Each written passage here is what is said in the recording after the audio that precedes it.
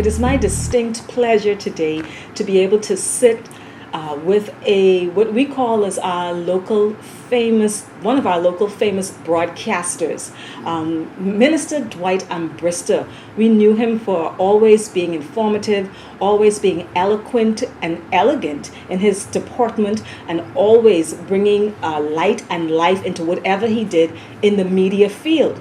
Now our Minister Dwight Armbrister has moved on into a new arena, that of entrepreneurship and business ownership. And so we sit here today at Deep Waters. Of course, it's Dwight's Waters, but it's Deep Waters Cafe, a beautiful establishment on the waters. And everyone raves about how great the food is. And the man behind this mission is Dwight Armbrister. So we're going to start off asking Dwight to tell us some little known fact about himself. That's some quirky thing hardly anyone knows about Dwight. Yeah, good. Thank you so much for having me on your show. Let me share with you some things that persons may not know about me. I was a deep sea diver. I dive like the old-fashioned way, spearfish the old-fashioned way. That's how I grew up, and catching crabs and farming the old-fashioned way. So folk may not know that, but I grew up the hard way. Deep sea diving the old-fashioned way, not with all of those gadgets and stuff, and farming the old-fashioned way, and catching crabs. That's how I made it through school. And so even in that little utterance, I hear you say the old-fashioned way. And for someone like me, the old-fashioned way means the hard way. Exactly. You cut bush with the cutlass, you burn the bush when it gets dried, and then you wait for the rain to come to water the ground, and then you go ahead and you plant your peas and your corn and your beans and all that kind of stuff to grow food for you to eat. Living on the island, it's different from living in Nassau or living in Grand Bahama, the two cities, so you have to make your way.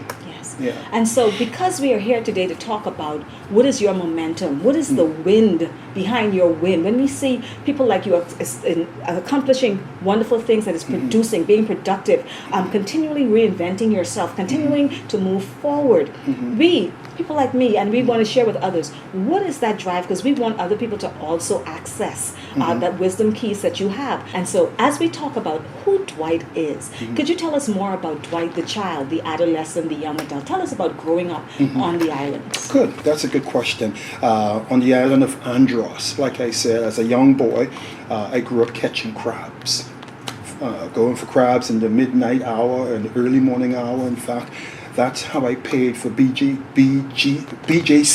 and GCEs from catching crabs. And then crabs were like $4 a dozen, and that used to be a lot back then.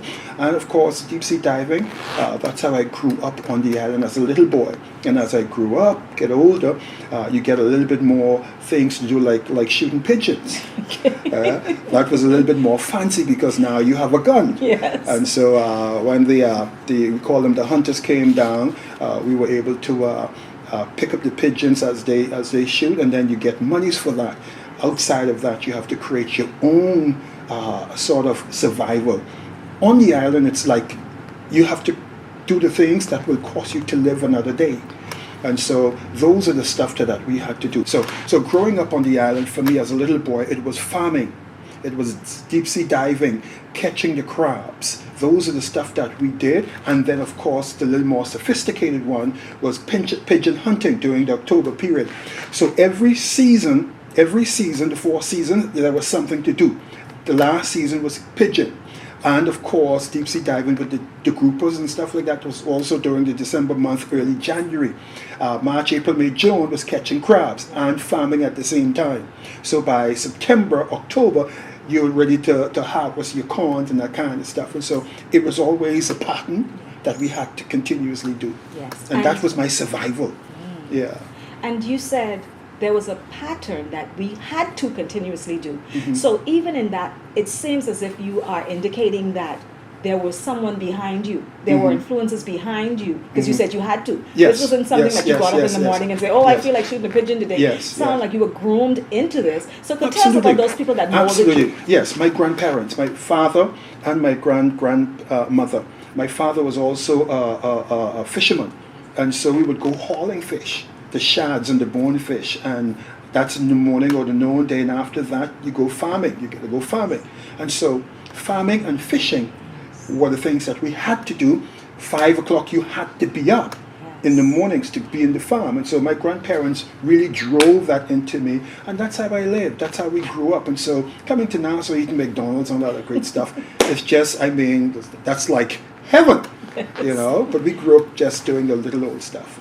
Wow. So this was your income. You had to do it. I hear the tone of discipline. Mm-hmm. You had to get up at 5 a.m. Mm-hmm. And so even the fact that you were working continuously towards your income, Mm-hmm. that sounds like an entrepreneurial spirit. Yes, indeed. From the Because start. because the catching the crabs and doing the farming and the fishing, the group of fishing and stuff like that, that's what we exported to Nassau. When the Prince George Dock area, that is now a touristic area, that was the area where we landed to sell our crabs. And that's how we were able to buy the chicken and the sausage and the little butter and the little rice to take back home. You know, and you live like that. So the summer period really was dedicated to catching the crabs and just moving forward. Let me ask you, Dwight, were there ever any bad seasons? And if there were, how did you handle it? How did you learn to handle the bad seasons when items didn't produce as you would expect? Hurricanes, bad weather, Okay. bad weather. Boat can't come to the island during hurricane periods or bad weather. What transpired during those times? Though there were a lot of ships that were wrecked. And you remember the New Zealand butter that used to come in the can? I don't know if you're young enough to I don't remember the name. The New Zealand butter and stuff like that used to drift to shore, and we used to pick those up from the beach, on the beach. And we used the New Zealand butter, that little ham that used to come in the can, and it came as a result of ships being wrecked and those stuff floating ashore. And we used to use those stuff, butter. We used to look forward to that.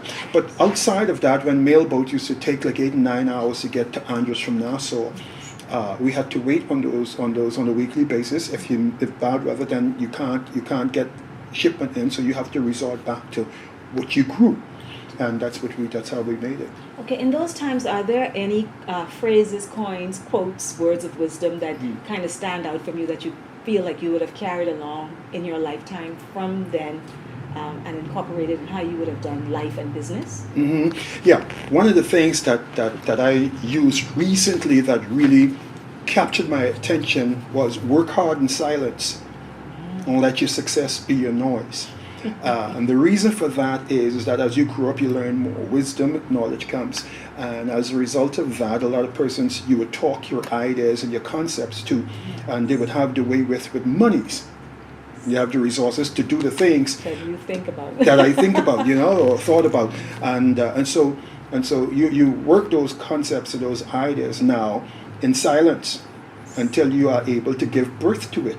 And then it comes forth, and of course people can't steal it then because you're already on the way with it. And so that particular phrase has stuck with me for a long time. Work hard in silence. You don't got to talk nothing. Let your success do the talking for you.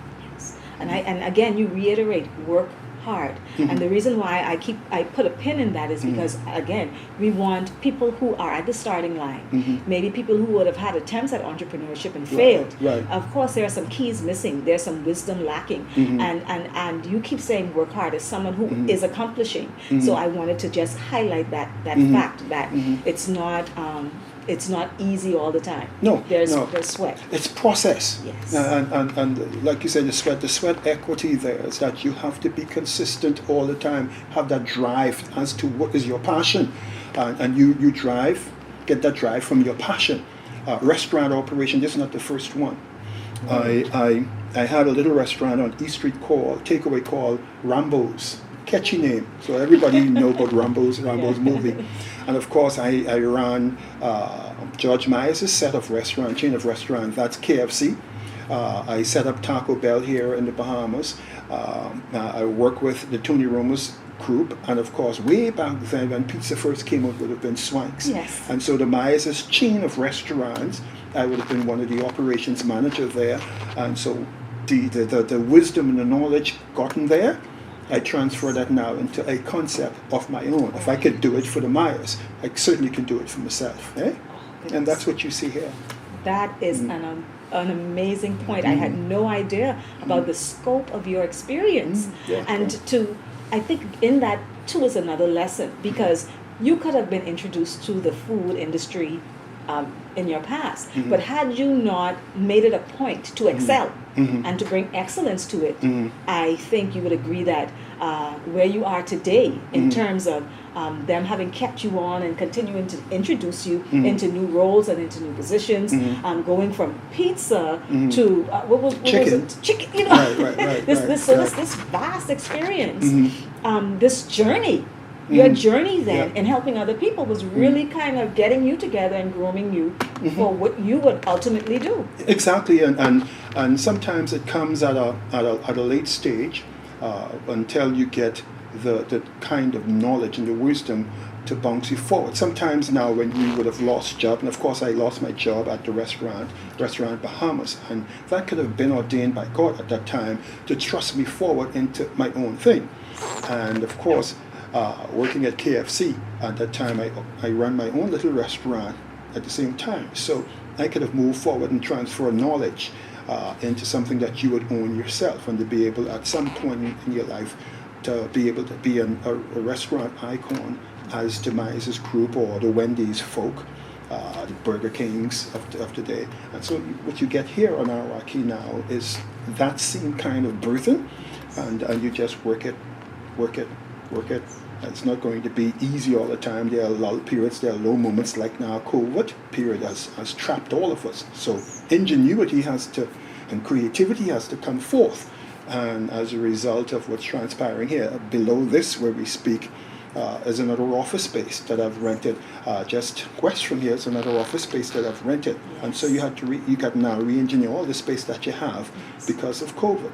To keep the train going. And you are no stranger to innovation based on what you would have said. No, absolutely not. You were established at a job. You were doing well.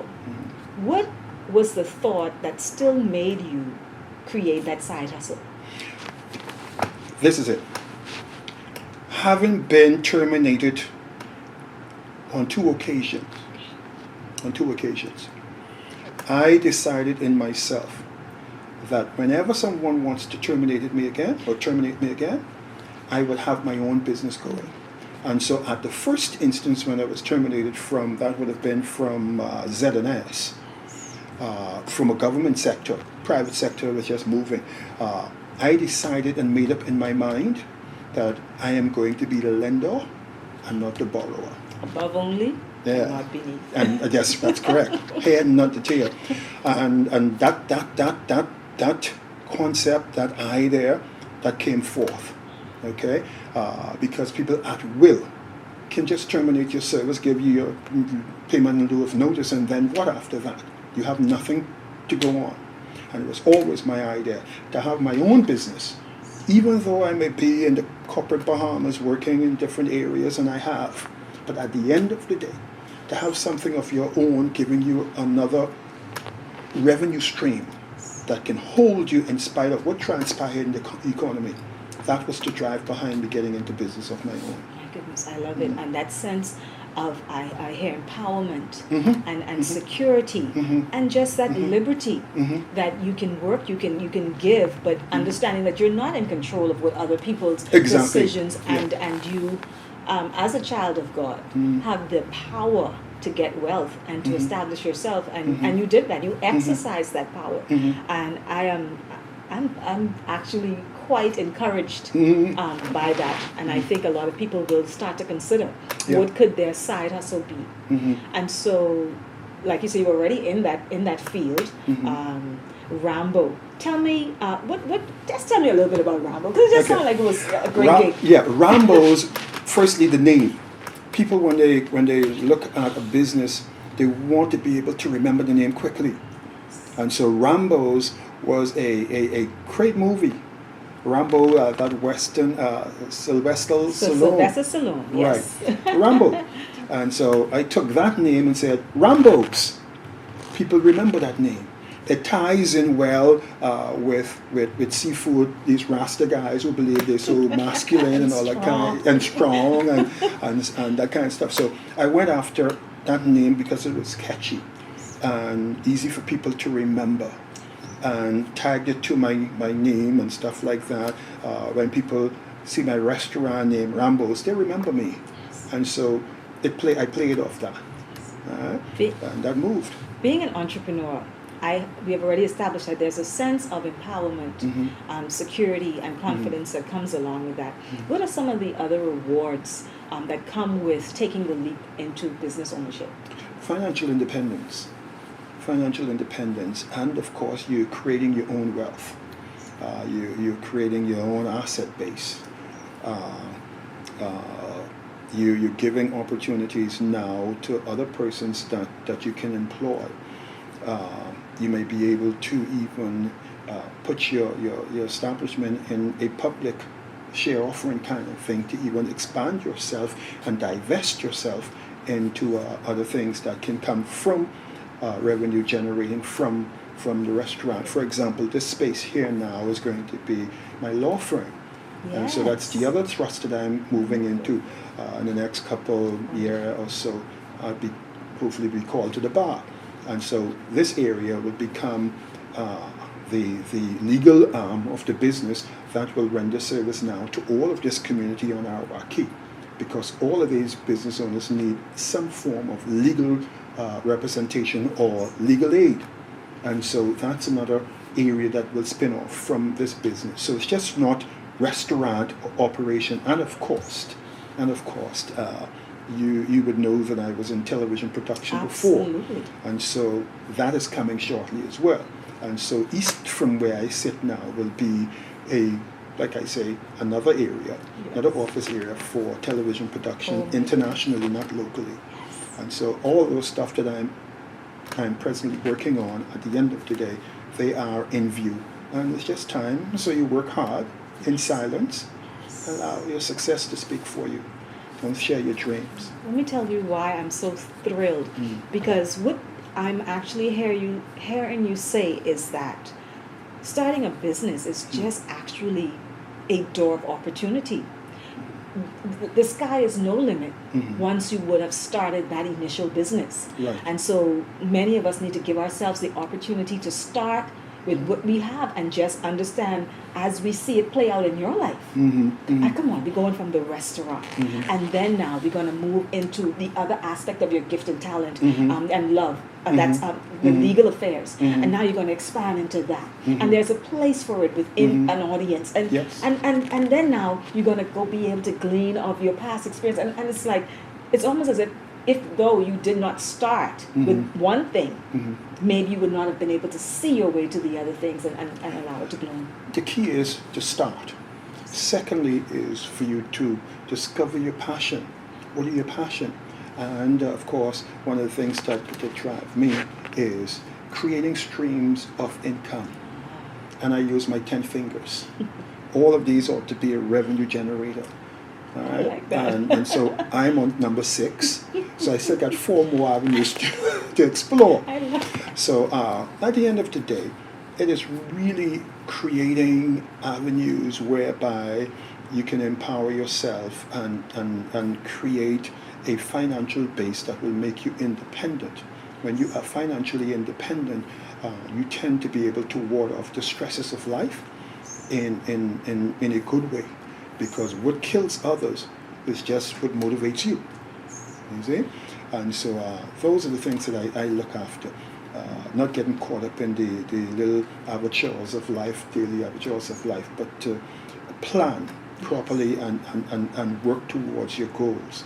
And use all the necessary strategies and look at all of the experiences that you would have gained and what others may have gained, and then always keep yourself in an environment where you could learn from people. It makes no sense hanging out with chicken if you were an eagle. You may as well hang out with some eagles, because you could learn how to fly.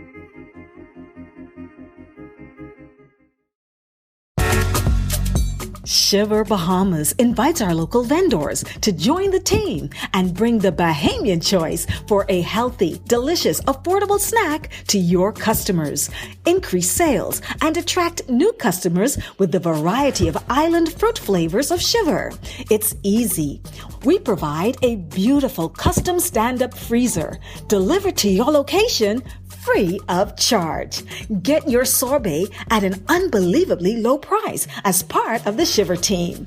Call us or WhatsApp us today at 467-0319 or visit our website at shiversorbet.com. Join the team at Shiver and bring affordable, healthy snacks into the hands of Bahamians.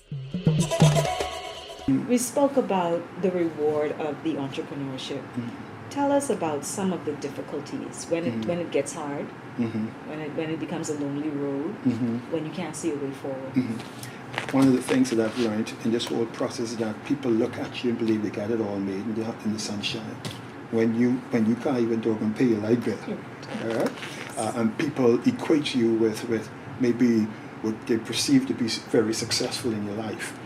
And they believe you carry this name, you carry that name, you carry the next name, or he got it made. Yes. And that prohibits you from accessing any necessary capital that you really need to make your business grow.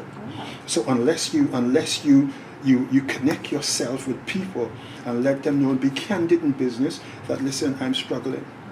I've done this whole monstrosity of woodwork out here, but I struggle. Yes. I struggle. I struggle to meet payroll. I struggle to pay light bill. I struggle all the same struggles that you have. Yes. We have that more. And so when people see this building, when people come here, they see the office, they see what's transpiring, they believe that you have it made, and Yes. you're not faced with the same struggles that they are faced with. Yes. And that has been one of the hindrances in this business, in my life, because people don't expect you to be in want, to be lacking. And there are lacks, there are struggles. And so that's the hard part. Trying to sit with somebody and say, man, listen, I need at least I need to get over this. I need $500. You need $500? Dwight, do you see what you got over there? I say, yeah. I need $500 here, not over there. I need this here. Yes. You see? And so it has always been a real struggle. And then being an entrepreneur, banks see you as a risk, even though there's this public talk to say that they encourage you to go into business, encourage you to do this, encourage you to push. But at the end of the day, they're not giving you the capital to be able to set upon. Unless you have some other property that they will want to hold on to. They'll hold on to your eyeball. Yes. And that they are some of the offsetting factors that will hinder persons from getting into business properly. Proper capitalization of what it is that you want to do without giving up all of what you have worked for all the years. That's the real struggle in business. So it's not just, and that's why people fail, because they have an idea, they go into the business, they rent a spot. Luckily, I don't have to rent. Like I say, I want to be the lender, not the borrower. And so that has been the saving grace for me. In business. Now there were highs, and so during the high period you solidify what you're doing and position yourself so that when the lows come you have something to fall back to. The business downstairs, the renting over here. So that's a stable income, and that save you over the difficult period. Wisdom and strategy. Yes. And I want to thank you for sharing with us the real about the perception of entrepreneurs coming in. I don't think a lot of us understand that. And it's just knowledge is power. So if you know that you will be considered a risk, if you know that getting financing, it will not just be a walk in the park, you can adjust your mind. Exactly, yes. And be prepared properly. Now, what is it, because you talk about the struggles, so obviously it's not one or two. Where do you go to in your mind to continue through the struggles? Where do you find that hope to think, it's worth going on? The thought of giving up always comes up because of what you have been faced with. But if you have overcome those same thoughts at least 3 or 4 times, then you got experience. You have experience. What do you need to do? What have you done to get through that period, to get out? Okay, let's see if you could craft that and avoid that kind of stuff. Here's how you do it. Okay, if I can envision something coming on, well, we couldn't predict COVID. No. But you could predict September is always going to be a slow period. Yes. And heading down into November, December, people tend to do more shopping as opposed to eating. So there's going to be less eating in November and December. People in the partying mode and drinking and shopping. Things that dog you becomes now your experience indicators that will tell you what you need to adjust on. What was a day in the life of Dwight like prior to COVID-19 in terms of business, and then give us a comparison post-COVID, during COVID? It's like night and day. Okay. Very busy, the size of the restaurant downstairs, both sides. Here, downstairs, upstairs, over there, the front decking, the outer decking to the western end, all was occupied. All areas were occupied. We were running through some maybe between 200, 300 persons per day.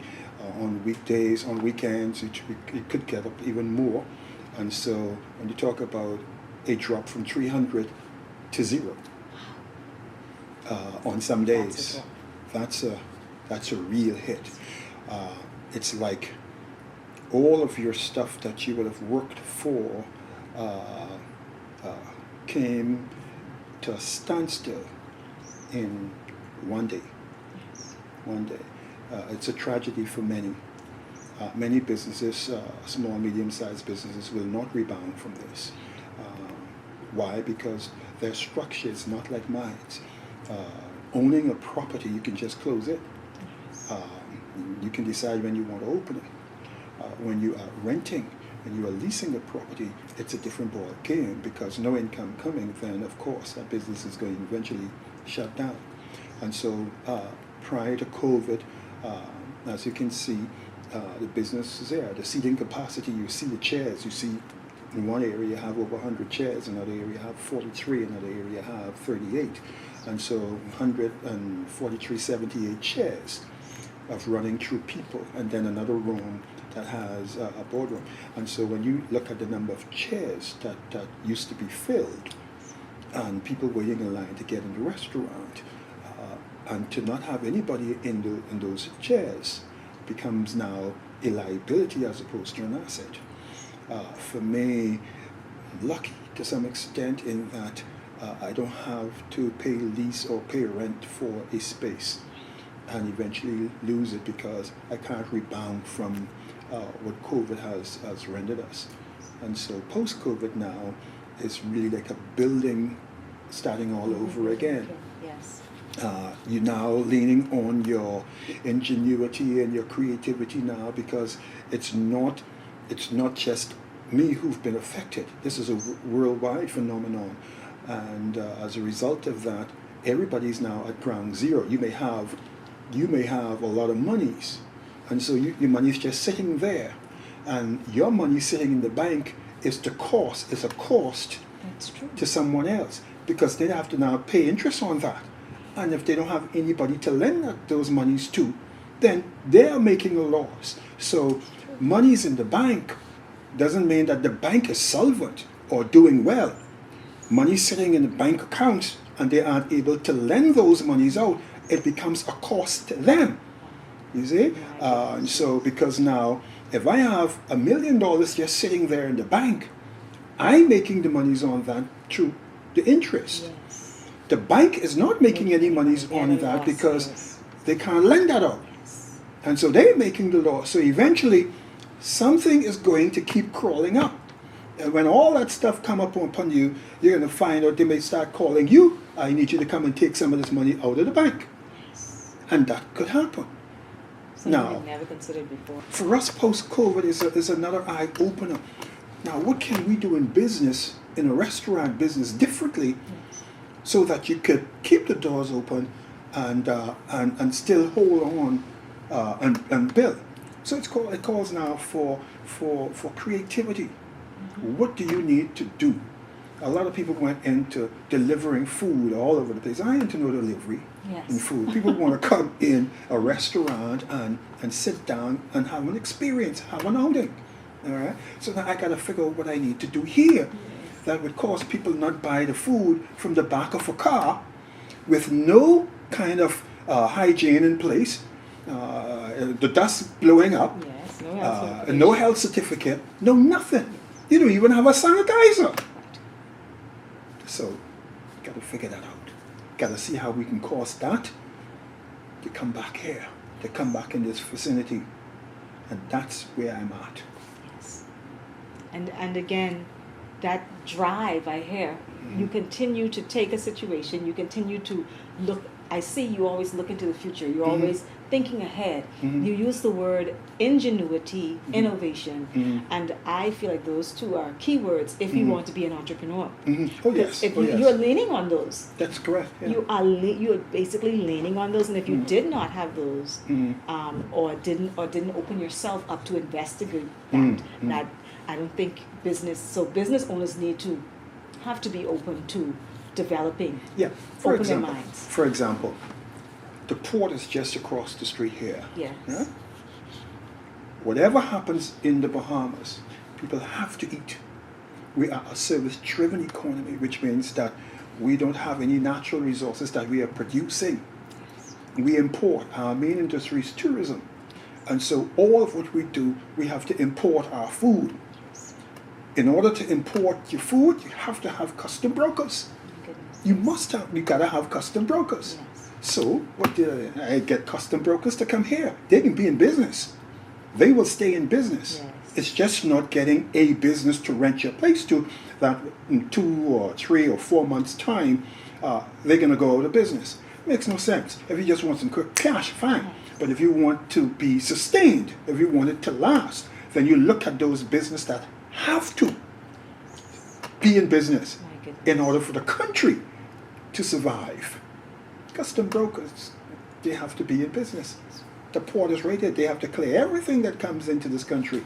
And so you have to connect to that. We found an audience in the midst of everything that was going on. Yes. But that took deliberate thought Yes. and yes. strategy and wisdom. Yes, and it helps drives the restaurant. So as customers come to the custom broker's office, they can want a little coffee and tea and some food and some stuff to run back to the port. Yes. So you make the homogeneous connection between business that will drive your business. Yeah. I love that. That's food for thought. Yeah. So Dwight, a lot of people do not know that you actually have hands-on in your business.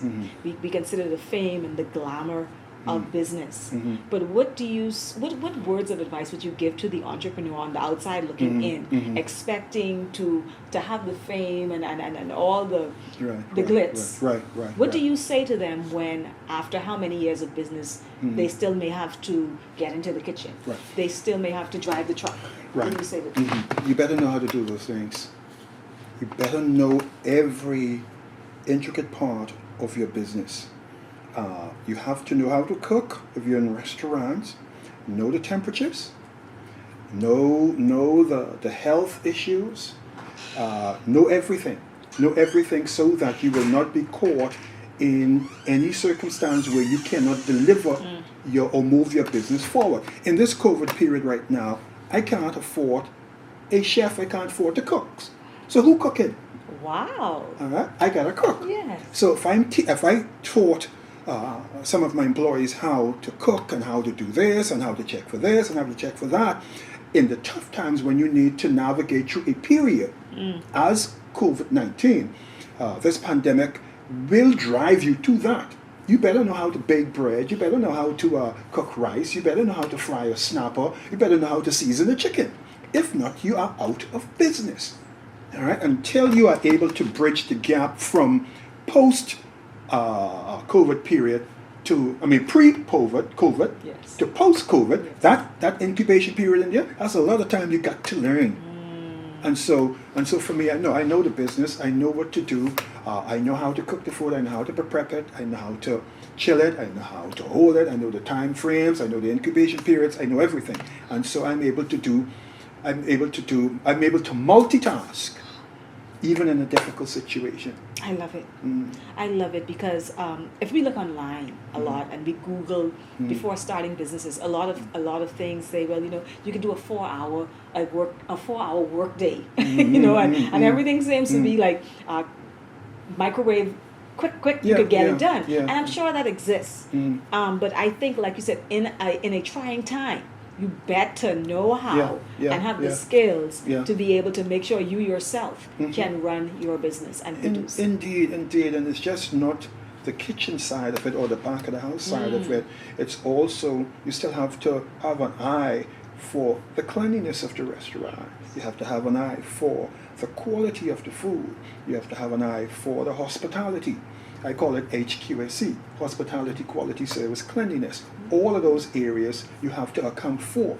And so people may see the end product when you deliver a plate of food on the table that is tasteful, that is appealing and looks satisfying, and at the end of the day, hopefully it is that.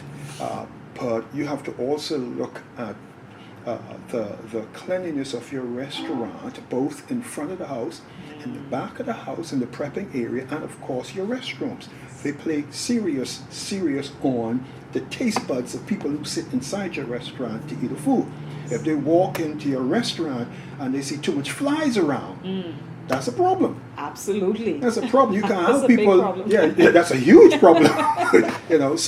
So you have to do spot checks on in your restaurant areas to make sure it's congenial, it's pleasant for people to sit down and experience a good plate of food, and let it become an experience as opposed to just not an eating. An experience for them. An experience. Yeah. I love it. Yeah. And I think that the advice to entrepreneurs would be that you must be prepared to be all in.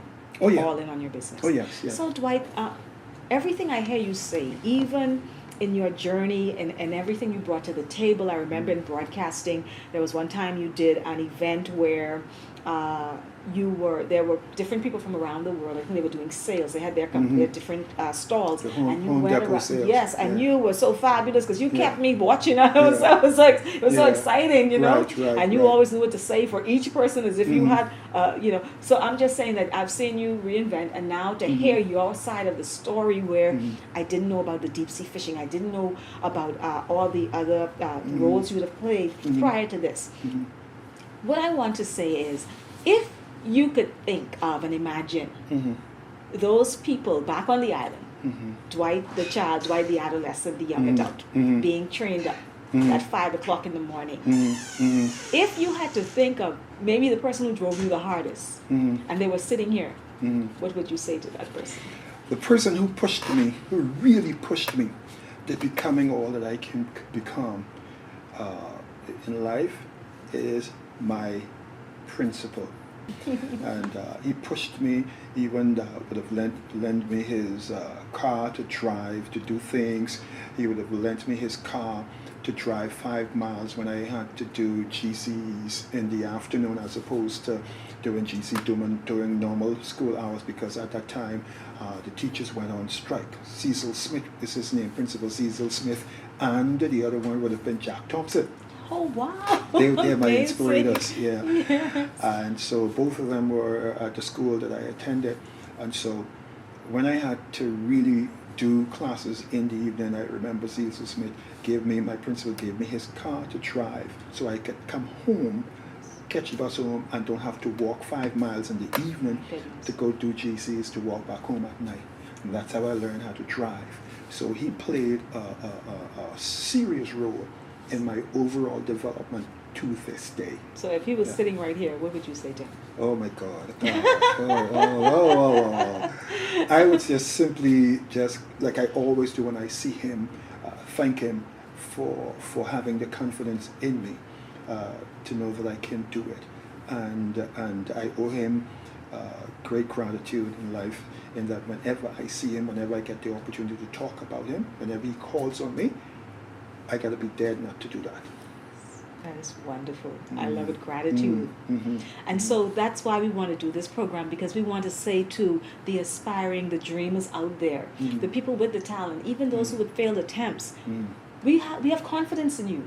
We believe in those who were born on this soil. We believe in your talents. We believe in your gifts. We believe the sky is the limit. Yes. But you need wisdom. Yeah. You need strategies. And we've come to people like you. And we thank you for having been willing to share with us. Yeah, thank you so And to much. make glean from you. Yeah. And so let's talk about before we sign off, let's talk about D Waters Cafe, where everyone can find it online, on location. You know, let's just send out a net invitation because we don't want anyone to miss what's happening here, because this is one of the finest. Yeah, grateful for the opportunity, and I want it to be not just one of the finer restaurants, but I want it to be the finest restaurant on Arawak Key. And I always say to persons when I'm promoting this restaurant, I tell them that you are on Arawak Key, but you're not off Arawak Key. You can go to all of the other restaurants out here, and you will not get the kind of experience that when you come here. You can only come to D Waters Cafe to get the experience here on Arawak Key. But if you have a choice, make the D Waters your choice, your choice, the choice. It's authentic Bahamian food in an all Bahamian restaurant, and so I relish in that, and I want persons to be able to come here and find me. If you can't find me here, then I'm not far away. I'm only a phone call away. Regardless of what it is that you want to have on the plate, just give us a call. You can call me personally, 376-8919, and I'll be able to be in contact with you in a matter of minutes. Okay. Now I'm going to give people a childish thing to remember, so they could remember D Waters Cafe. When you come off, that's West Bay, and you coming towards the restaurants. There's that first entrance that everybody knows, right. And then you drive a little further, and there's a second entrance, and that's right on that corner is D Waters. Now, when I was a child in primary school, we said first the worst. Second, the best. Okay. They must come to the second entrance. Yes. D Waters Cafe. Yes. The finest restaurant for an authentic Bahamian experience. Indeed. And wonderful food and service. Absolutely. Thank you so much. We appreciate what you did for us today.